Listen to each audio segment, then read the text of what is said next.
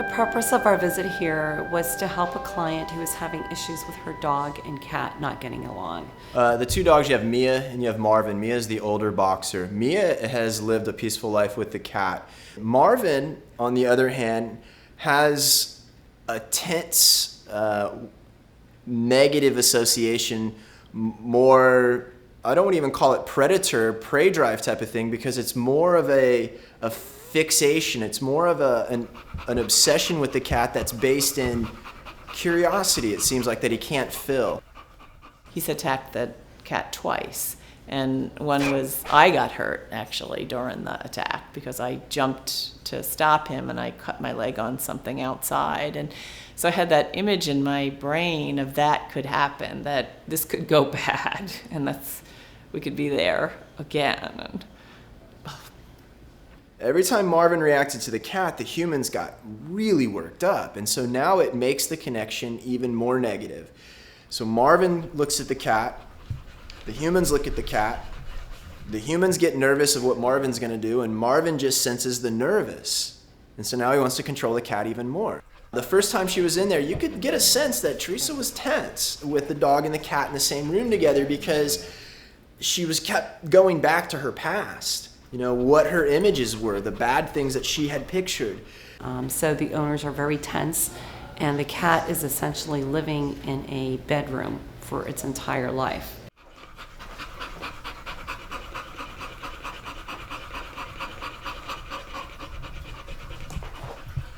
So hold on a second, got a lot of tension in the body, so now what I gotta do is I gotta relax. the cat knows it. It's all right, kitty cat. So this is where you have to be relaxed. This is your skill in being relaxed is the only thing you have to worry about. There's no right or wrong way, because you can literally create relaxation and connection to the cat by just sitting here and mentally putting the right picture in your mind. So when Todd and I come to a client's house, usually I interview the client and we get a sense of what the client's needs are and what the purpose of our visit is. So am I correct to assume that the suggestion that we're going to be doing is to shift your energy when you've got the cat in the room, so that the energy overall with the three animals is shifted? It's calm. Is calm. So is that the primary goal? Yeah. Okay. And while I'm working with the client, Todd is working with the dogs. When you see the two dogs, there's an obvious difference between the two of them. Marvin is a little bit goofier, kind of a happy-go-lucky, more of an excitable dog. Mia's calmer. Well, I think Marvin's internal excitement works against him with the cat. He sees the cat, he doesn't know exactly what to make of it. Maybe in his past home he chased him, maybe he ran after him all the time, I don't know. But when he sees it, he kind of fixates on it.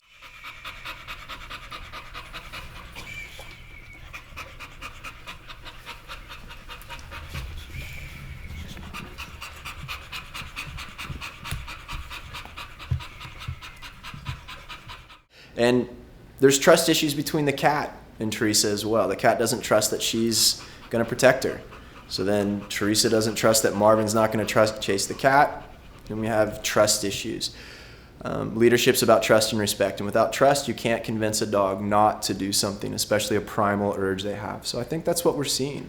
One of the things that Joe and I do that's exactly the same is that we're basically trying to convince the human that the animals, dogs or cats or horses or anything else, aren't communicating to us via the words that we communicate with, but they're always communicating via our energy, which comes out through our body language. He's fixated on the cat. All right, you treat the mindset. See, the mind still is over the direction the cat last went. If you can't change your mental picture, you cannot change a serious behavior in a dog. Period. It can't happen. So Joe works with the mind. I work with the mind of the dog. I break down what the human and the dog are doing together, the connection that's messing things up, and Joe straightens it out. I had never had a cat and a dog that couldn't get along. And I can even If you know where the source of your problem, you being the human, is, then you can address it. So for example, by discussing and interviewing and working with a client, I found out that this particular client had images of a scene that happened when she was very young between her cat being viciously attacked by a dog. I can even remember when I was this is a vivid memory because it was pretty scary, and Yeah. maybe that's part of my anxiety, is we had lots of cats and dogs when we were younger, and we had a dog and we got a new cat, and the cat I think was, probably maybe a little older, maybe 6 months. It wasn't a kitten. And for some reason, my dad thought it would be a good idea to put the cat in my little baby stroller. Uh-huh. So I was pretty little because I had a baby stroller. Yeah. And oh man, that dog jumped up there, and there was just this biggest cat and dog fight in my baby stroller, and it Wow. scared the heck out of me. So then at that point, that image stays subconsciously with her. Even though she may not consciously be thinking of it, subconsciously it creates fears and anxieties and frustrations. And then one day I was outside we had 2 kids staying with us, and I was outside with the kids in the yard. Unbeknownst to me, they let the cat out of the bedroom. So what Joe can And do George had just come back from is the Joe dog can come in and I can say, okay, look, Joe, we have a person here who is convinced their dog is aggressive and it's going to lunge at people walking by and they can't get the picture out of their head. The dog went by me, and I literally lunged like 10 feet straight at the dog. I ended up cutting my leg open, and it was Next time he attacked the cat. George thought the cat was in the laundry room, and he did attack the cat. And George got to him before he actually hurt Mo? the cat too bad. He was sitting like right there, and George let the dog out, and the dog went straight for the cat, and then so we ran back, and he was attacking him in the bedroom by the time we got to him. That image stays subconsciously with her. Even though she may not consciously be thinking of it, subconsciously it creates fears and anxieties and frustrations. So Joe can relax them and teach them how to manipulate their Marvin thoughts. comes up. So what we have to do is assure the cat, but really focus on your energy. And it's got to be a strong, calming energy so that Marvin gets that. So he gets it from you. And So she teaches them how to change the picture to what they want. So if you're picturing your dog attacking somebody, they're going to.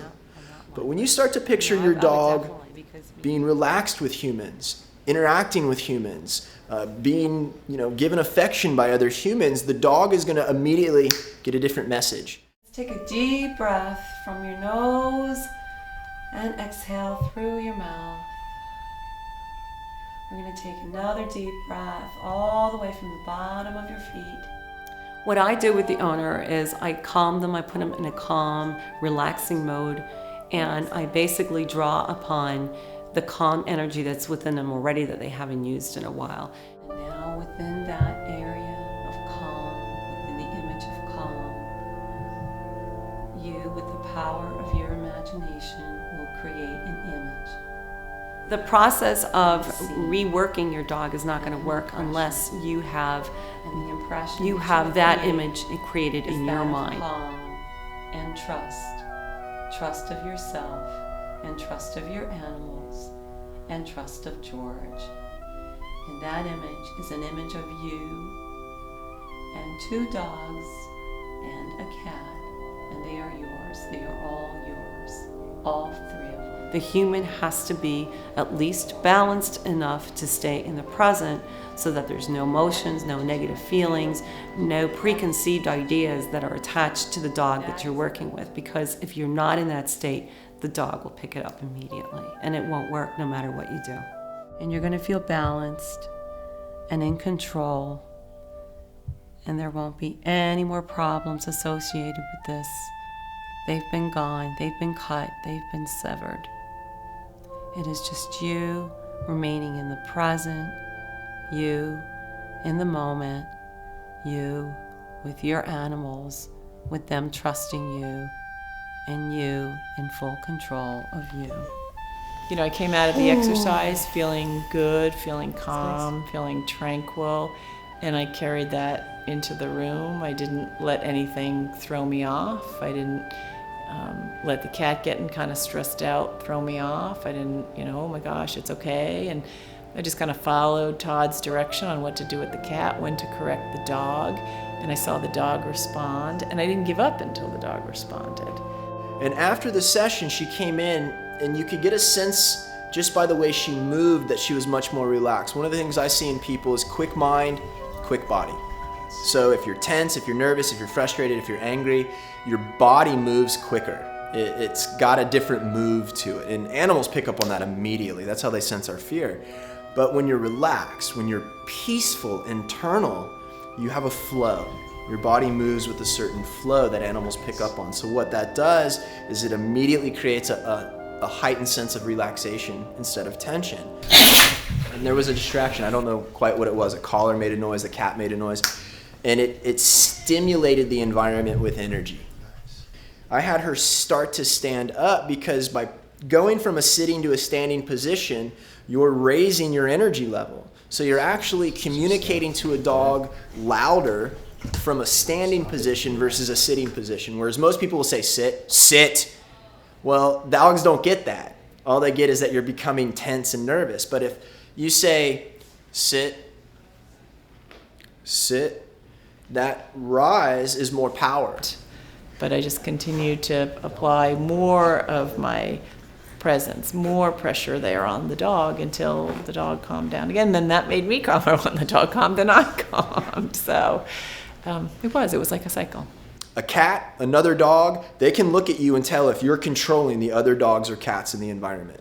And if you're not, they're not going to trust that you're going to keep them safe. So they'll do things on their own. But if they look at you and they can see that you can control the energy level of another dog, a lot of times they settle into that. They relax knowing that everything is under control, and the unit tightens. And then hold your ground. Next time you take that half a step into it, hold it there for 2 or 3 seconds so that it sticks. That's the follow through, exactly like Joe said, until he releases that. There you go. Until he releases the energy. Perfect. That was perfect. Animals are all about control. If it's a social animal, it needs to know somebody's in control. And that's what it comes down to, is how you convey that determines how well your dogs behave. Lean into him. Right there. Then stop. Hold, then hold it.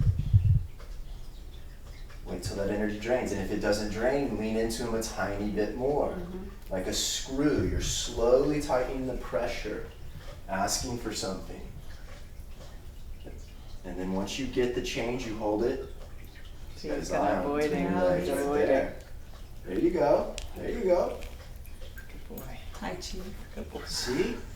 That's just a slow application of pressure, which is the message. It's an energy to lighten up. It's what dogs do on dogs all the time. It's that stare. But you're doing it without emotion. Right. No, I'm just. Which is, you're just following it through, which is perfect. I thought about Marvin and I in that calm place that Joe talked to us about, and I just felt like that I needed to bring him there, and I needed to bring that energy to the room, and he did respond. I mean, I could see it. I have never seen him so calm around the cat.